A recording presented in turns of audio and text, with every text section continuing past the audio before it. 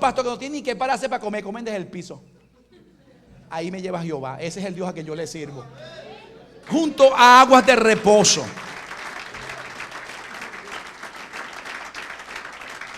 Eso es un lenguaje de fe. El Salmo 23 está diciendo junto a ¿qué? A aguas de qué? De reposo. Vea que no me lleva nada más a agua, no a una catarata donde parece que me puedo caer, no, sino a aguas de reposo me hará descansar. Ahora observe, el salmista está hablando y está diciendo que Jehová cuida de mí, pero en el versículo 4 comienza a ser la realidad de lo que es la vida de fe. Él me lleva a delicados pastos, junto a agua de reposo me pastoreará, confortará mi alma, me guiará por senda de justicia, por amor a su nombre. Pero el verso 4 refleja lo que realmente quiero traerle al corazón de ustedes. En el verso 4 dice: y aunque ande en valle de sombra de muerte, no temeré mal alguno, porque tú estarás conmigo. Observe que ahora ya no está hablando que me lleva a los pastos, ya no está diciendo que estoy en aguas delicadas, que me guía por la senda de justicia, sino que el mismo Dios a quien yo le sirvo, el que es mi pastor, hay momentos que permite que yo vaya por el valle de sombra de muerte. Y sabe algo, en ese momento cuando voy en el valle de sombra de muerte, observe que no me empieza a hablar de cómo son los peñascos, cómo es oscuro el lugar. Lo que está diciendo es que aunque yo ande en el valle de sombra de muerte, ahora le vea el lenguaje de fe. Él está diciendo, el Dios que yo le sirvo a veces permite que pase por el valle de sombra de muerte. Pero ¿sabe lo que he aprendido? Dice él, que aunque yo ande en valle de sombra de muerte, yo no sé dónde está Dios, pero él dice que va conmigo. De manera que yo voy caminando, yo no sé dónde estás tú, Dios, pero tú me dijiste que vas conmigo.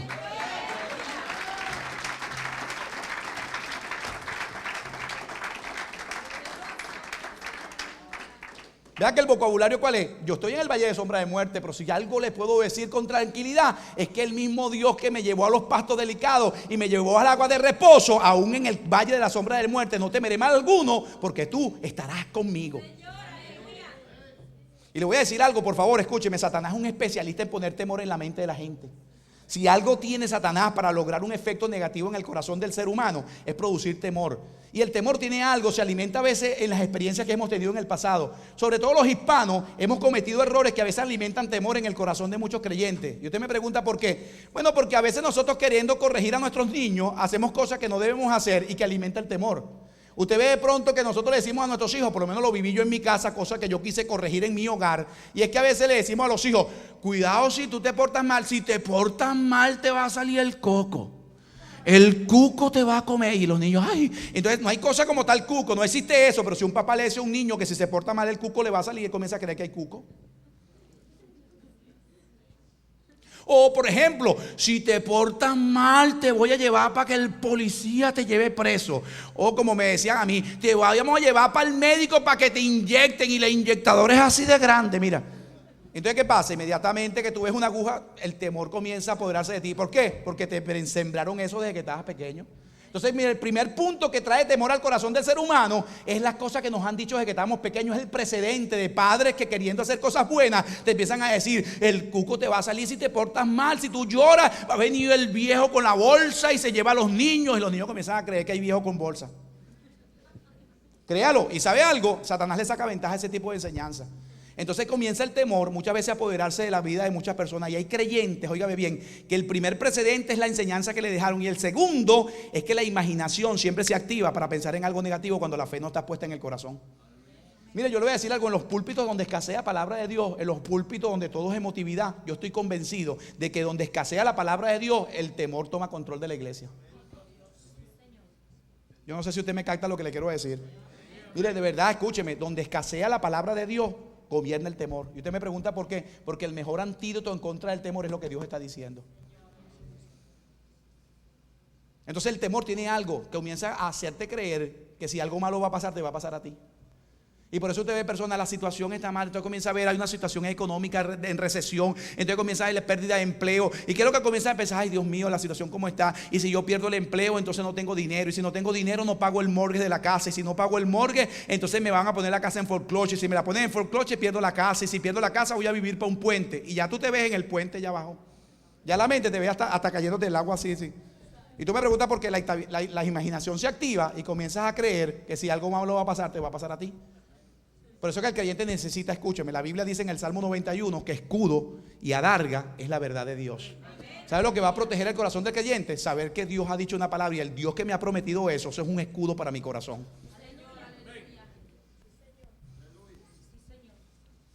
Le voy a decir algo, usted necesita cambiar su vocabulario. Cuando usted escuche personas que le están hablando negativo y comiencen a hablar de situaciones que nosotros estamos viendo que son reales, pero que usted y yo no vivimos como vive el impío, nosotros vivimos por la fe, y el que vive por la fe habla diferente. Observe que es el hablar de fe. El hablar de fe siempre va a ser contrario a las circunstancias, porque usted y yo hablamos lo que Dios está diciendo. Por eso cuando usted ve ese pasaje de Habacuc que es tan conocido, es un pasaje de fe. Cuando usted ve a Habacuc está hablando de una situación económica que había en la zona de Israel, y él decía, de repente de momento quiso hablar de una situación tan difícil. Dijo que entonces en un momento de inanición, de hambre, él dice que entonces fue a la higuera para conseguir higo, y cuando le metió mano a la higuera no había higo, y soltó una palabra, aunque la higuera no florezca. Y de repente fue a la vides donde estaban las uvas para ver si podía comer uva, y cuando le metió mano a la uva no había nada, y dijo, y aunque las vides no den fruto. Y entonces se fue a las manadas y dijo, bueno, por lo menos ordeño alguna vaca, alguno de los terneros. Y cuando fue, todo estaba en sequía, y dijo entonces, aunque la higuera no florezca, y aunque en las vides no haya fruto, y las vacas no den mantenimiento, y falta el producto del olivo. Observe, es un lenguaje de fe. Todo esto es real, pero con todo yo me alegraré en Jehová, en el Dios de mi salvación. El que hace mis pies como de sierva, y en las alturas, en mis alturas me hace andar. Ahora observe, en mis alturas me hace andar. Vea que el término dice que en las alturas, dice en mis alturas. Eso quiere decir que la altura de cada creyente va a depender de su exposición de fe.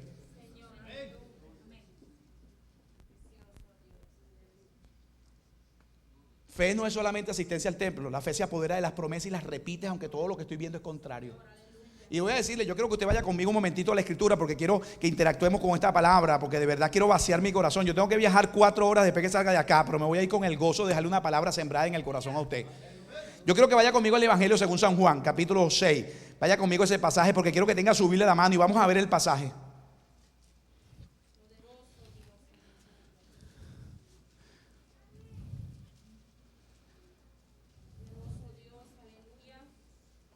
Capítulo 6, ¿cuántos lo tienen ya? Capítulo 6 del Evangelio de Juan. Vea, yo quiero que usted vea conmigo el versículo 5 en adelante, para entrar en un pasaje bíblico que yo quiero que está lo marque. Si tiene un bolígrafo, márquelo, porque quiero que esta palabra se apropie a usted. Cuando comenzamos el 2009, estamos en el primer servicio del año 2009. ¿Sabe algo? Un año de reto para la iglesia. Un año donde el mundo va a tener que aprender que los justos viven por fe y la fe deja resultados. Vea lo que dice el capítulo 5, para que usted vea el capítulo 6, verso 5. Cuando ya lo tenga conmigo, diga lo tengo. Diga fuerza, diga lo tengo, diga lo tengo. Ahora diga conmigo, lo tengo. Diga, y lo vamos a leer. Y tal vez usted pregunte por qué. Bueno, porque hay gente que lo tiene pero no lo lee. Así que dígame, yo lo voy a leer. Capítulo 6, verso 5, vea. Cuando alzó Jesús los ojos y vio que había venido a él una gran multitud, le dijo a Felipe, ¿de dónde compraremos pan para que coman esto? Pero esto decía para probarle. Diga conmigo, para probarle. Una vez más diga, para probarle. Porque él sabía lo que había de hacer. ¿Sabe algo? Jesús siempre sabe lo que hace, man. Jesús siempre sabe lo que hace. Esto decía para probarle, porque él sabía lo que iba a hacer. Aleluya. Y el verso 7 dice, y Felipe le respondió, 200 denarios de pan no bastarían para que cada uno de ellos tomase un poco. Y uno de los discípulos, Andrés, el hermano de Simón Pedro, le dijo, bueno, aquí hay un muchacho que tiene 5 panes de cebada y 2 pececitos. Mas, ¿qué es esto para tanto? Y entonces Jesús le dijo, hagan recostar a la gente. Y había mucha hierba en aquel lugar, y recostaron en un número de 5,000 varones. Yo quiero que usted me preste atención ahora lo que quiero compartirle este pasaje. ¿Sabe que una de las cosas que veo en este pasaje que me anima a compartírselo a usted hoy? Es que cuando usted observa, Jesús siempre ha tenido preocupación por la humanidad. Cuando usted observa el pasaje, se da cuenta que cuando Jesús está viendo la multitud, inmediatamente se da cuenta que han pasado mucho tiempo escuchando la palabra y que entonces tienen necesidad de comer. Inmediatamente les comienza, esta es mi apreciación, a hacer un examen, un test de fe a los discípulos que estaban con ellos. Ellos quieren ver para ver cómo reacciona. ¿Y sabe algo? Le dice, la pregunta que le dice es, ¿de dónde compraremos pan para que coman esto? Vea que no está diciendo sino una pregunta, ¿dónde compraremos pan para que coman esto? Y ahora vea, Felipe inmediatamente en el verso 7 dice que creo que Felipe diría, el maestro está diciendo que tenemos que comprar pan. Vea que inmediatamente Felipe comienza a tratar de resolver la pregunta de Jesús. Jesús no dijo que compraran pan, sino dijo de dónde compraremos para que coman ellos. ¿Sabe lo que Jesús está haciendo? Quiere probar la fe de los discípulos.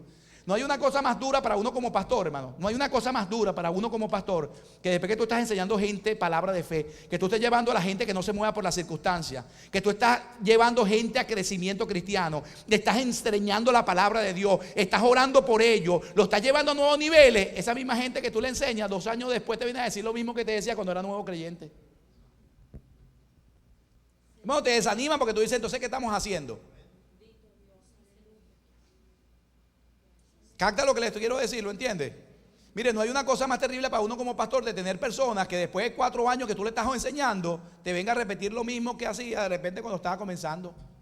Eso quiere decir que no hay crecimiento. Entonces Jesús quiere probarle la fe y quiere decir, vamos a ver qué tanto han aprendido eso. ¿De dónde compraremos pan para que estos coman? Yo soy lo que creo que Felipe dijo, el maestro está diciendo que tenemos que comprar pan. Y a lo mejor dijo, bueno, mire, y tenemos que comprar y mira la gente que hay. Y yo me imagino que hicieron una colecta. Yo creo que cada uno sacó, yo tengo 10 denarios, yo tengo 5, otro tengo... Lo que yo veo es que por lo menos recogieron 200 allí. Y dijo, esto es todo lo que hay, si esto es todo. Y Felipe dijo, wow, 200 denarios de pan para toda esta gente. Y, eso. Y Felipe dijo, no, ni que se lo demos rayado.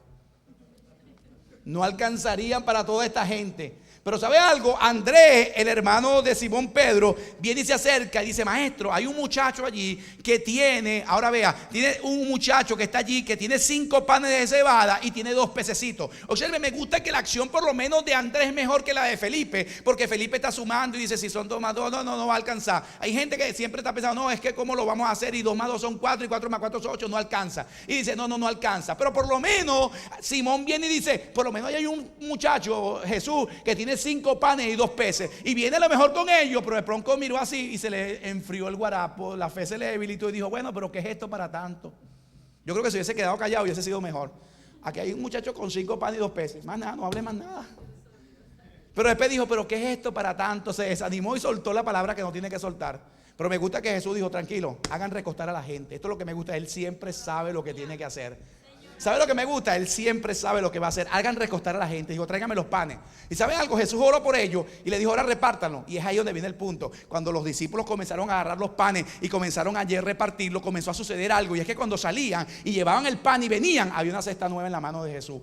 Y cuando venían otra vez y repartían, venían nuevamente y había nuevamente allí pan para repartir. Yo me imagino que los discípulos se preguntarían unos a otros, ¿estás viendo lo que está sucediendo? Sí, mira, cada vez que vamos aparecen 5 panes más y otros pececitos. Y yo me imagino que decía, wow, eso está tremendo. Pero a lo mejor uno diría, mira, tranquilo, después hablamos de eso, que la gente de atrás no ha comido, así que seguir repartiendo, que esto está aquí necesitándose ahora y vamos a seguir repartiendo.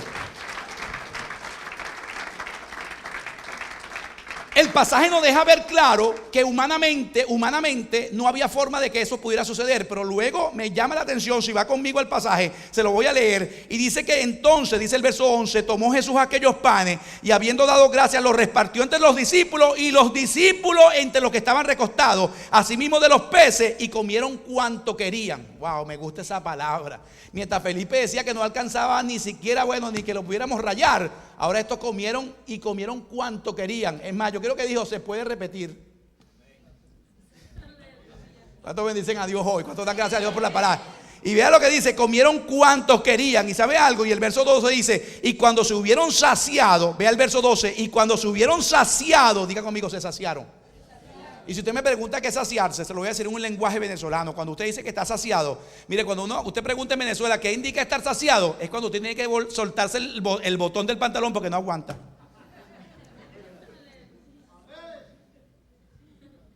Cuando se hubieron saciado es cuando tú comes lo que quieres, lo que te gusta y después lo que sobra y aún lo que no necesitas comer. Y llega un momento que no te puedes ni parar de la silla. Y dice, cuando comieron y se saciaron, ahora vea el punto conmigo. Vea lo que dijo Jesús. El verso 12 dice, recoge ¿qué? Los pedazos que sobraron para que no se pierda nada. Recogieron pues y llenaron 12 cestas de pedazos. De los 5 panes de cebada sobraron 12 cestas y todos los que habían comido. Si usted me pregunta hoy, ve ahora lo que es fe. Así el creyente está en un reto de fe. Escúcheme, comieron, diga conmigo, comieron. Se saciaron y sobró. Dígalo conmigo otra vez, diga comieron. Diga, se saciaron y sobró. Ahora lo que me causa curiosidad es que sobró. Los discípulos decían que no se podían. Jesús dijo, yo sé lo que voy a hacer. Y todo el mundo decía, no se puede. Jesús decía, tranquilo que yo sé lo que voy a hacer. Ahora comieron, me gusta esto, se saciaron y sobró. ¿Eso qué quiere decir? Que el pronóstico humano parecía que no se podía, pero comieron y no que comieron migajas, comieron hasta que se saciaron. ¿Sabe por qué? El Dios que le servimos es un Dios de abundancia. Es el Dios que tiene el control de toda la creación. Es el Dios para el cual todas las cosas son posibles. Es el Dios que puede decirle de la nada, ahora voy a suplir lo necesario. Y ahora observa, comieron, se saciaron y sobró. Ahora lo que más me causa curiosidad, esto es una curiosidad mía personal, que sobraron 12 cestas llenas. Me gusta que fueron 12 cestas y llenas. Y a veces usted se pregunta, oye, ¿a qué se debe que sobraron 12 cestas llenas? Yo he llegado a creer que era una para cada discípulo, para entregársela allí, para que se fueran para su casa y se la llevaran como un trofeo. Yo me imagino los discípulos van a decir, wow, no sé cómo lo hizo, pero lo hizo. Esto está tremendo, esto de verdad, yo no sé cómo lo hizo, pero lo hizo. Una cesta para cada uno, para que cada uno se fuera a su casa diciendo, de verdad, Señor, no entendemos. Pero ¿sabe algo? Para Dios todas las cosas son posibles. Dile que está a tu lado, atreve a creerle a Dios, dile, atrévete a creerle a Dios, dile.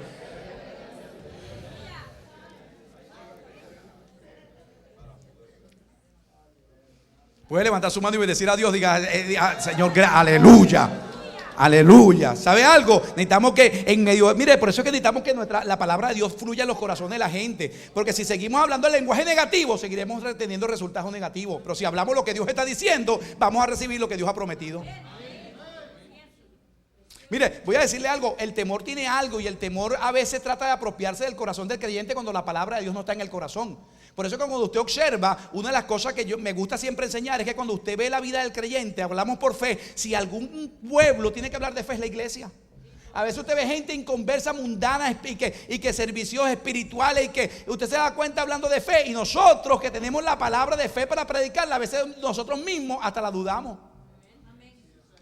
Ahora usted me pregunta por qué. Escúcheme, ¿sabe por qué a veces no recibimos lo que Dios tiene para nosotros? Porque muchas veces la enseñanza de fe ha sido una enseñanza muy escasa. Y entonces a veces nos enseñan cosas que no son bíblicas, pero que nos gustan y que suenan bien. Y a veces ese tipo de cosas nos hace daño en nuestra vida de fe. Por ejemplo, esto que le voy a decir, probablemente usted lo ha escuchado. Una de las cosas que nos ha hecho realmente daño es que hay enseñanzas que aparentemente son bíblicas, pero no lo son. Y las recibimos y entonces nos movemos bajo ese tipo de enseñanza y no revisamos realmente lo que la palabra dice. Por ejemplo, una de las cosas que nos ha hecho daño es que nosotros nos han enseñado que de pronto si tuvieras fe como un granito de mostaza, si tuvieras una fe así chiquitica, con esa nada más tú puedes alcanzar lo que Dios tiene.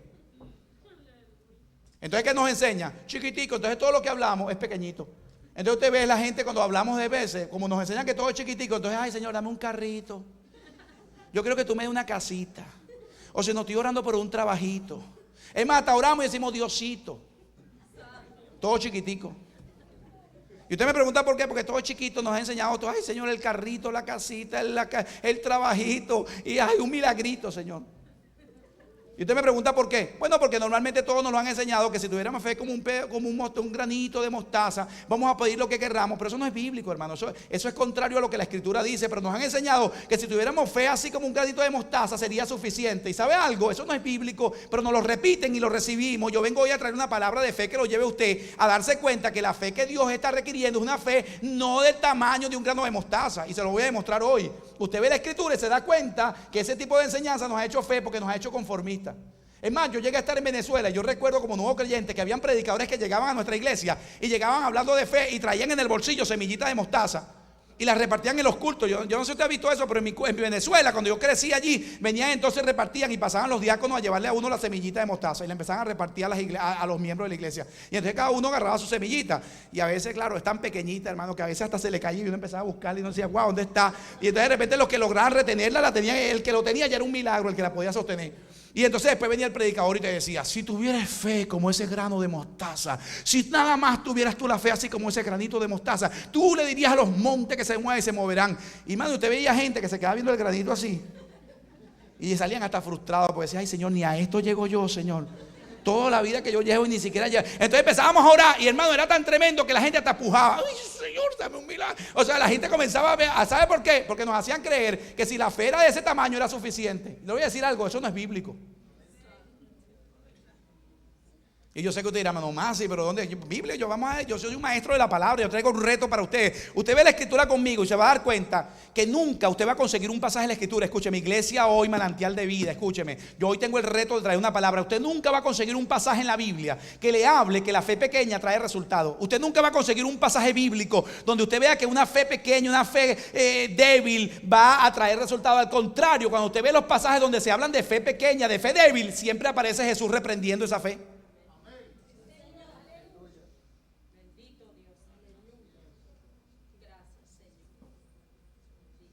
Se lo voy a volver a repetir. Usted nunca, óigame bien, nunca me va a conseguir un pasaje bíblico donde usted vea que la fe pequeña, pues sabe algo, porque como hablamos de una fe chiquita, entonces decimos la fe como un granito, entonces la gente divaga, entonces, pero yo tengo un poquito de fe, pero eso no es lo que la palabra de Dios dice. Observe que cuando Dios está hablando, está diciendo si tuviera fe como un grano de mostaza. Observe ahora lo que le voy a decir. Yo quiero que le preste atención ahora. Jesús nos dijo, si tuviera fe como el tamaño de un grano de mostaza. Él no dijo eso. Él dijo, si tuviera fe como un grano de mostaza. No está diciendo tamaño. Lo que pasa es que normalmente le hemos dado la interpretación de que el tamaño es lo que Jesús está hablando. No, Jesús no habló de tamaño, Jesús habló del grano. Y está diciendo, si tuviera fe como el grano de mostaza. Y usted pregunta, ¿a qué se refiere? A la calidad del grano, no al tamaño. De hecho, si usted ve conmigo el pasaje allí, véalo, no dice tamaño. Vamos para la escritura para que usted vea Mateo 17. Yo quiero que lo vea conmigo, porque no vaya a decir, hermano Masi. No, vamos a la escritura, a la palabra. Yo soy un maestro de la palabra. Yo quiero que usted vea conmigo esto. Vea que el versículo, y usted lo observa, capítulo 17. ¿Sí lo tienen conmigo? Capítulo 17 de Mateo. Vea lo que dice el versículo que tomamos. Vea, los discípulos le preguntaron aparte en el verso 19 del capítulo 17. Dice, ¿por qué nosotros no pudimos echar fuera el demonio? Y Jesús le dijo, ¿qué le dijo? Por vuestra poca fe. Observe, no le está diciendo que la fe pequeña, por vuestra fe pequeña, por vuestra poca fe. Ahora observe lo que le dice. Porque si tuviere fe como un grano de mostaza. No dijo que si tuviera fe como el tamaño de un grano, sino si tuviera fe como un grano de mostaza. Entonces dice, ¿y a qué se refiere entonces? A la calidad del grano. Y usted me pregunta qué quiero decir con eso. Bueno, si usted observa, si usted hace una revisión, se da cuenta que el grano de mostaza es el único grano que cuando cae a tierra, hermano, es el único grano que cuando cae a tierra, después que hace contacto con la tierra, ni la humedad, ni la temperatura, ni la presión mata el grano. ¿Sabe algo? Cuando un grano de mostaza hace contacto con la tierra, es el grano que produce hasta 200 pies cuadrados de producción por granito. ¿Sabes lo que Jesús está diciendo? Si tuviera fe como esa calidad, que a pesar de que las cosas salgan bien, la temperatura, el calor, la presión, pero después que hace contacto, ese va a dar fruto seguro. Entonces Jesús no está hablando de tamaño, de un poquito de fe, un granito. No, Jesús está hablando, si tuviera fe como la calidad de ese grano, que cuando se siembra da fruto hasta 200 pies cuadrados de producción por cada granito. Y todavía usted estará diciendo, ay, pero hermano Masi, eso no es lo que yo había escuchado. Yo sé que no, yo también lo recibí así, pero le voy a dar ejemplo. Vea, hay un hombre